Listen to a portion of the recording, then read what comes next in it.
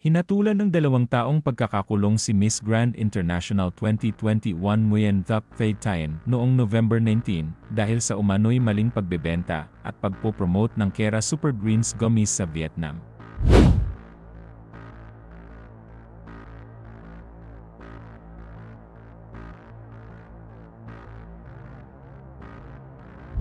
Ayon sa High People's Court sa Ho Chi Minh City, alam ni Thien na hindi tugma ang kalidad ng produkto sa mga ipinapakitang advertisement, pero nagpatuloy pa rin siya sa pag-endorso dahil sa pansariling interes.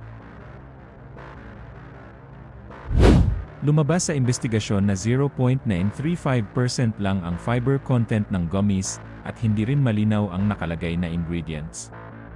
Pinabulaanan din ng pagsusuri ng HCMC ang claim na naglalaman ito ng 10 uri ng gulay. Dahil sa mapanlinlang na promotion, mahigit 56,000 na tao ang nabentahan at umabot sa VND 17.5 billion o halos 39.2 million pesos ang kabuuang halaga.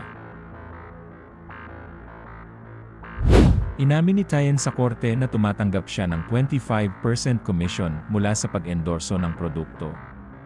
Sinabi rin niyang malaking leksyon ito para sa kanya at sa mga kasamahan niyang nasangkot sa kaso. Kasama rin sa nahatulan ng 2 taong pagkakakulong ang mga social media influencers na sina Pham Quang Linh at Hang Du Mots, na parehong nag-promote ng produkto kahit alam na hindi totoo ang mga claim nito. Nag-trending agad ang balita sa social media. Maraming netizens ang nagsabi na malaking sampal ito sa mga celebrities at influencers na basta tumatanggap ng endorsement kahit hindi sinusuri ang kalidad ng produkto. May ilan ding fans ni Thien ang nalungkot dahil hindi nila inaasahang madadamay ang kanilang idolo sa ganitong klase ng kaso. Para sa iba, malinaw na aral ito na kailangan ng higpitan ang batas sa false advertising. Patunay itong hindi dapat agad pagkatiwalaan ang anumang produkto kahit sikat pa ang nagpo-promote.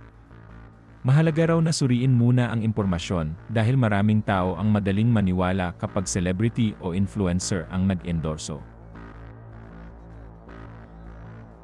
Ang dating kinang ng Miss Grand International 2021 ngayon ay nababalot ng kontrobersya.